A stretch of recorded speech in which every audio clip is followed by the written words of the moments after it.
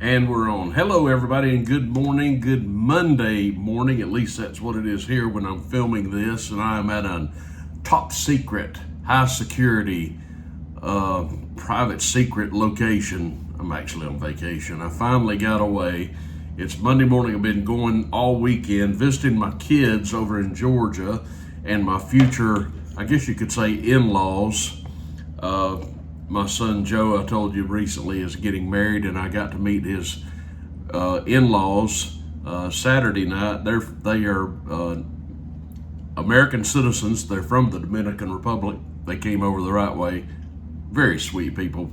They speak Spanish, of course, but my son is bilingual, as is his fiance. So we got along great and went out and had a meal together Saturday night, and so we've got a wedding coming up sometime next year, I do believe. And so I got to spend some time with all of my kids. And yesterday afternoon, I drove up to Helen, Georgia, where I am now in the North Georgia Mountains. And I'm videoing my trip as I go along. I'm heading to the Great Smoky Mountains. That's where I'm going. After I finish this video and after I finish my morning coffee, I'm gonna pack up and start heading toward the Smokies. I'm videoing all of this, and I was thinking yesterday, I completely forgot that I have another YouTube channel. I just completely forgot it. It's called Tim's RV Travels. That's what it's called. I thought about putting these videos up on this channel, but I think that channel is more of like a private video album, if you will, of sorts. I mean, anybody can see it. And when I get back home, I'll compile all my videos and I'll put it on that channel. And you can go and watch it if you're interested, but not everybody's interested in that, and I understand. Okay, now you just saw an image to start the video of 4 presidents. And the question is, which 4 presidents are on the Mount Rushmore of all-time worst presidents for you? That's my 4, and I'll talk about that in a few minutes. I'll get to that shortly. But I want to get to this first. Of course, I haven't been able to spend a lot of time researching the news and all that because of my trip, and I'm on vacation, so cut me some slack. I don't know if I'll be posting every day this week. I'll try and get something up. But I did want to touch on this, and hopefully maybe I'll have some time this week where I can look into this a little bit further, but I'm sure by now many of you have heard the news about the fact that, I'm saying fact, that Barack Hussein Obama, the one who was just going to take away all of our problems and make us a great nation again, he was going to take away all the racism in America. Remember that? It only got worse under his administration. But apparently, Barack Obama had a lot to do with the undermining of the Trump campaign. We already know Hillary did, but apparently Obama had a lot. Now, this is no surprise to me, folks, and it shouldn't be to you either. I'm talking about things such as the phony Russian collusion and the Steele dossier and things of this nature. And there's a lot of evidence now that Obama had a hand in all of this, and it came from none other than one of my 2 favorite administration officials, that being Director of National Intelligence Tulsi Gabbard, who has basically just done a document dump over the weekend alleging that the person behind all of these schemes to undermine Trump was indeed Lord Obama. Nobody should be surprised by this, folks. I'm going to look deeper into this and see exactly what Tulsi is saying and what she's come up with. But again, nobody should be surprised. That guy was a criminal from the get-go. He had a shady past, and some things never change. It's such a pity that he wound up being president for not 4 but 8 years. But there we are. But you know, Marina was making the point the other day, and this is an excellent point. I don't know if this is in all of the things Tulsi released the other day, but she was saying, look at this. We know that other people in the Trump administration had access to this information that Tulsi Gabbard has presented, yet they sat on it.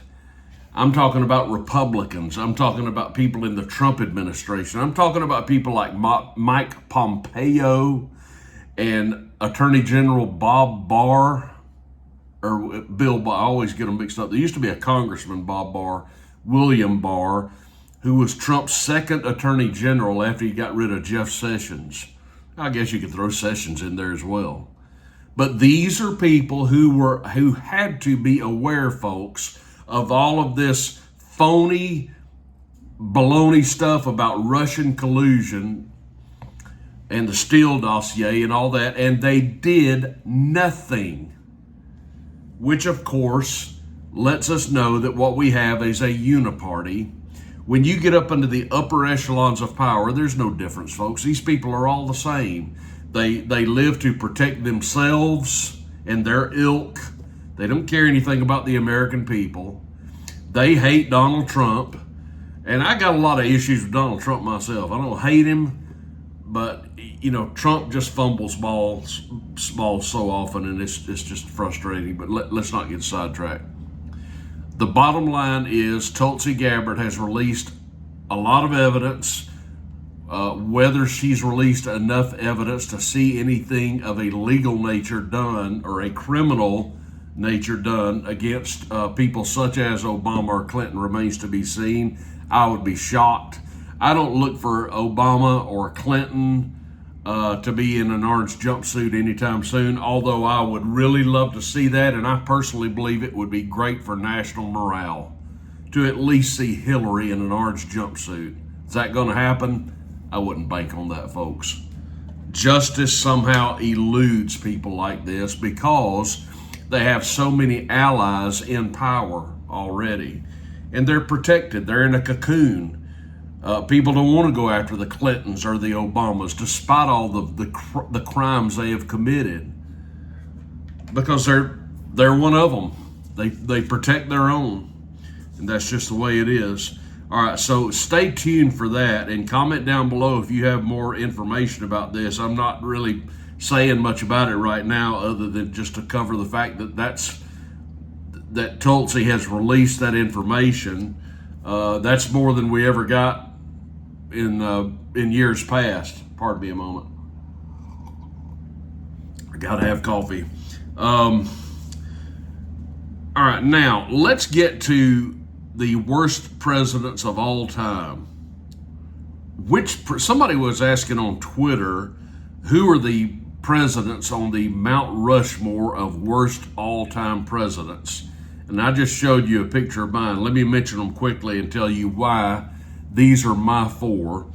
The first three are in no particular order. I'm going to save the worst for last.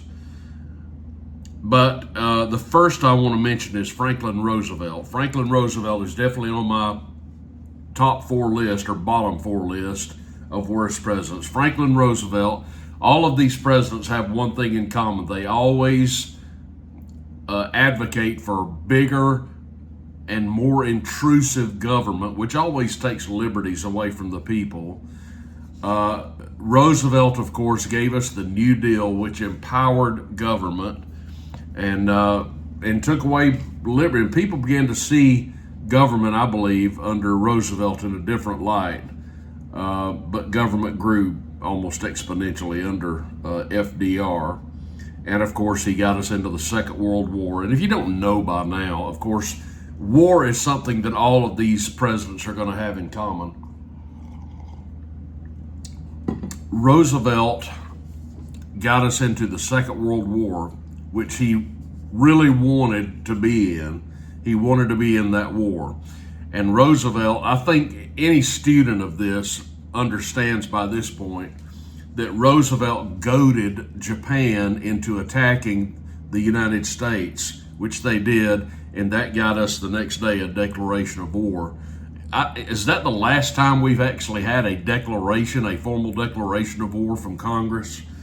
I think it is. But of course, the Second World War, much like the First World War, is a war that we never should have gotten involved in. It was largely a European war, and it should have taken care of itself. It did not need the interjection of the of America in that war. We never should have been in that war. So FDR, getting ahead of myself. FDR is definitely on my list, and the top 4 or bottom 4 worst presidents. Number 2 is Woodrow Wilson, who could really give you a run for the money for the top spot. But Woodrow Wilson was a terrible president. Woodrow Wilson served, I believe, in 1917. He served for 8 years. But Woodrow Wilson has a lot on his list here that are things that are problematic for us. Woodrow Wilson supported the federal income tax at a very high rate, I might add. He also supported the creation of the Federal Reserve. Thanks a lot, Woodrow. He supported ratification of the 17th Amendment, which provided for the election of United States senators. You do realize at one time, U.S. senators were appointed by state legislatures. They were not elected. It was the 17th Amendment which overturned that and provided for federal elections. I'm parched this morning, and I believe that was a mistake. I believe we were better off appointing our senators rather than electing them, because these things are such beauty contests now. These elections can be bought if you got enough money. Same with the presidency, that beauty contest as well. Woodrow Wilson also supported prohibition. That's a problem. And of course, Woodrow Wilson was a big supporter of war, namely in this case, World War I. During the war, Woodrow Wilson helped the communists in Russia and made them hate the United States, thus paving the way for the Cold War that lasted over 40 years. Right after entering the war, he bribed the provisional government with $325 million to remain in the war, which caused the Russian army to sympathize with the Bolsheviks, the only ones who wanted Russia to pull out of the war that most of the army and citizens didn't want. The provisional government fell in the summer of 1917, and the Bolsheviks came to power on the waves of a radicalized population. If it was not for Woodrow Wilson's bribe, the provisionals may well have survived and Lenin would have been forgotten. And of course, as you may know, the rise of the Bolsheviks and the revolution led to the assassination, if you will, we prefer to say martyrdom, of the Tsar, St. Nicholas II, and his family. The Tsar and his wife and their beautiful children. You can look this up and see their photos. Russia was ruled by Tsars until the time of the Bolshevik Revolution. And the Orthodox Church, of course, considers the Tsar Nicholas and his family to be holy martyrs, which is like martyrdom is like instant sainthood in the church. And we have icons of the royal family. And of course, since the Bolshevik Revolution and the fall of the Tsars, Russia fell into this cesspool of communism with Lenin and his successive tyrants.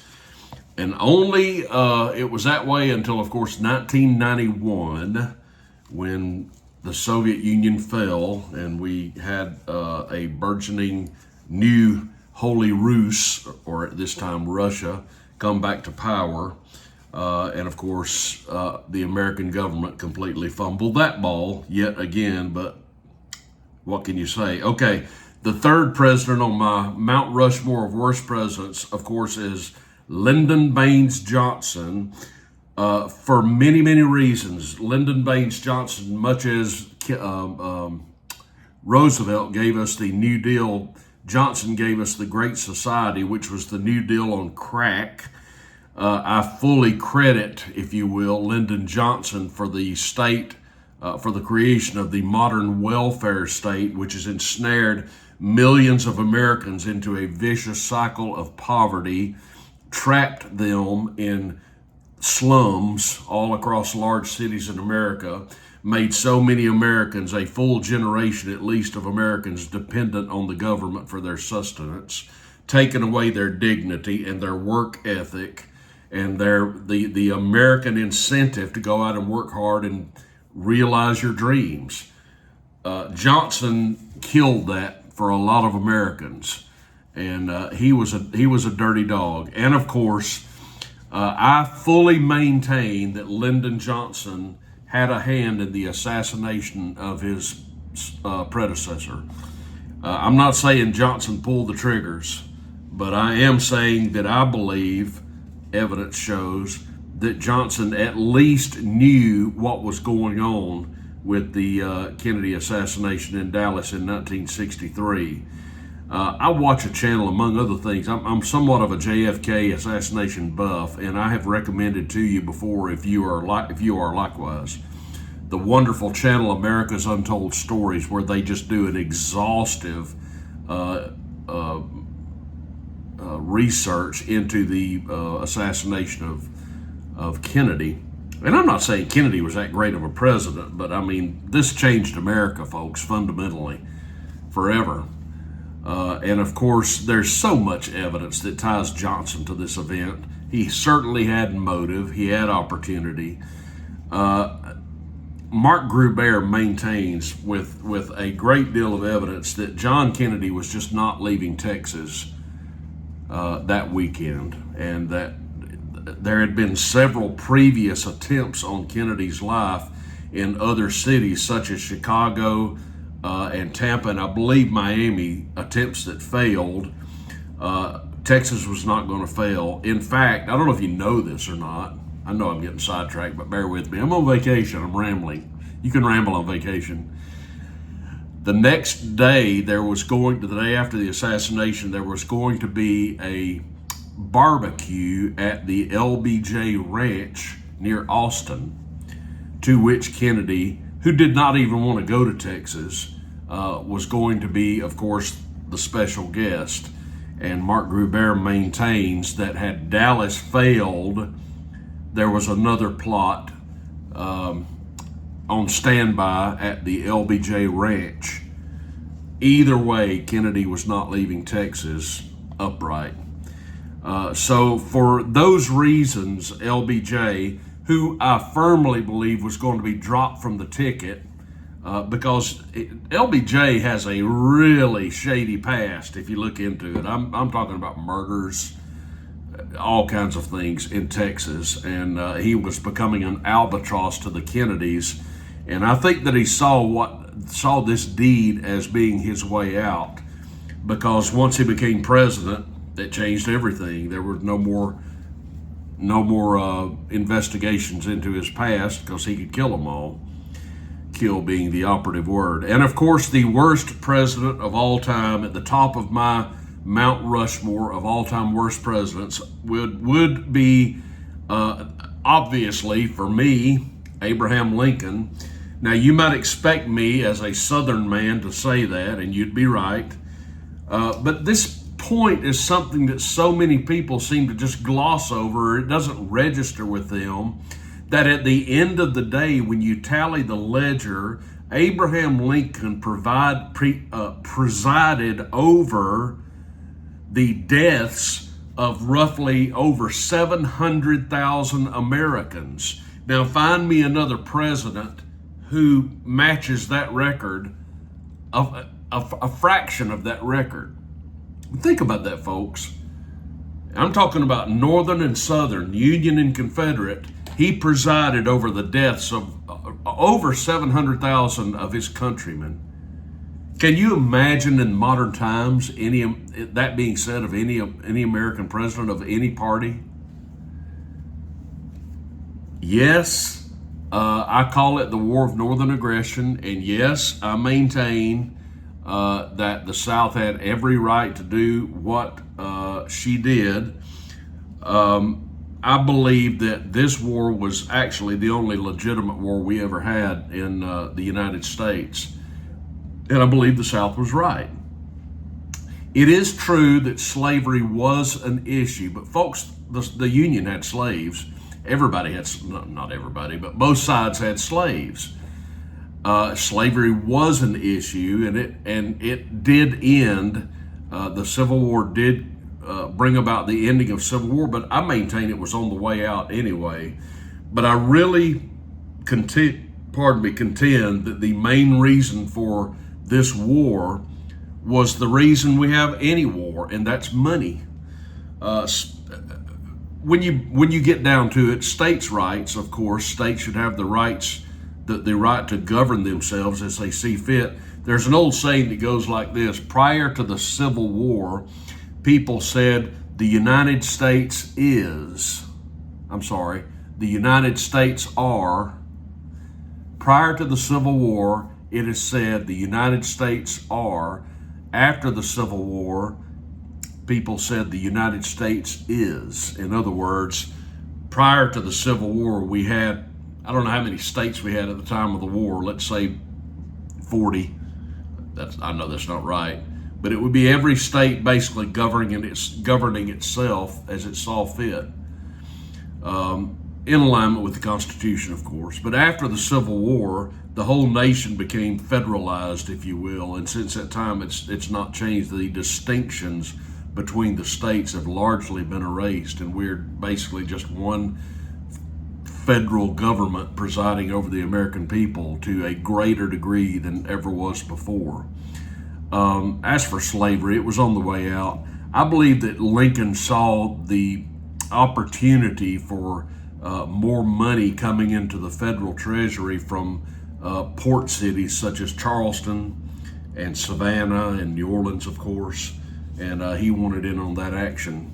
And I think that's why that's a big reason why he literally pulled the trigger on that. But anyway, there you go. My worst presidents. All right, let me move on. I got a couple of things, or maybe one more thing I want to talk about real quick. I've got to touch on Stephen Colbert. Now, before he got famous, I believe I've heard his name was Stephen Colbert. But if you don't know who he is, Stephen Colbert was the host of The Late Show on CBS television. And just last week it was announced that CBS is pulling the plug on the show. It is no more. And it is said that show was losing the CBS network over $40 million a year, which pretty much explains to you why they pull the plug on it. Obviously, if your enterprise is losing $40 million a year, it's going to end. That's a lot of money. But I have been saying for the longest time that late night television is just a gaggle of unfunny comics who are politically slanted to the left, and it's not even comedy anymore. It's basically just the leftist version of what they call the news. They are anti-Trump, anti-anything to do with conservatism whatsoever. All they do is lampoon those who are on the right politically. And they're just not funny. You've got Colbert, you've got Kimmel, all these other guys. I don't know. I don't watch late night television because, for one thing, I can't stay up that late. As you know, I get up really early every morning. As a matter of fact, it's like 5 in the morning here now. I've been up for an hour and a half. I just can't sleep in late. I'm a morning guy, have been for decades. I just don't find them funny. So I've had to rely on like clips of these guys over the years to see what's up. But they're just not funny to me at all. It's not late night comedy. It's just a late night snooze fest with just constant attacks on those on the right. Late night television has changed. Back in the day, of course, we had Johnny Carson. He was funny. Leno was pretty funny. But after that, the dirty old man, David Letterman, he was not funny to me. Maybe in the first he was. But it's just a wasteland on television as far as I can tell at nighttime. Let me mention this in passing and then I'll go because I got to get going to the Smokies. The women's National Basketball Association, WNBA, I guess the gals in the WNBA are protesting the fact that they're not making enough money. And they're wearing these shirts that say, "Pay us what you owe us." Apparently, they think they need to be making as much money as the men in the NBA. But relatively speaking, nobody watches the WNBA. Nobody watches women playing professional basketball. They just don't. They don't sell tickets at their arenas. They don't get the ratings the NBA gets. I don't watch either one. I'm just not into it. With all the woke athletes, they just turn me off, and I'm just not into it. I haven't watched the NBA since Larry Bird played. I'll go back that far. But I find this humorous. They're wearing these shirts that say, "Pay us what you owe us." Well, that ain't how things work. Do you know how to find out what you're worth in terms of salary? You are worth what you're earning. That's what you're worth. The market determines your salary. If a professional athlete signs a contract, let's say for $10 million, then you might say, well, he's overpaid. He shouldn't be making that much money. And I would contend that's exactly what he's worth. How do I know that? Because that's what he's making. Because the owner of the team, they don't just throw money around willy-nilly just because they like to, but they obviously have determined that it's a good investment to pay that particular player that kind of money. They're only going to make money by paying him in terms of revenue from merchandising and success on the field or the court, the sale of tickets. It's to their benefit to pay them that kind of money. But these girls in the WNBA, they're not putting fannies in seats. They're obviously not selling enough merchandise. They're not getting enough television revenue. And that's why they're not making the $1 million contracts like the NBA players are, or NFL or Major League Baseball players.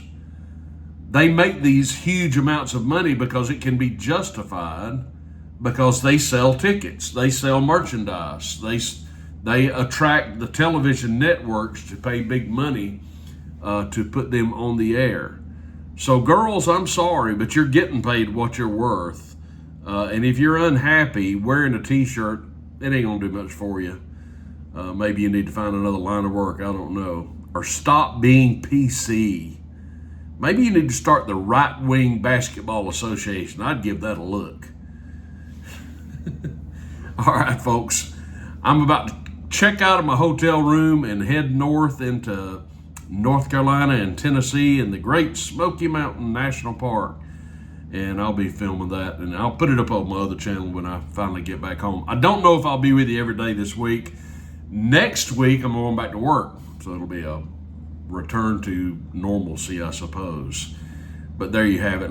Give me your comments down below. Love to hear what you have to say. Make sure that you give me a thumbs up on the video, subscribe to the channel, and all that jazz, and I would greatly appreciate it. Go out there, have a great Monday, and I will see you soon.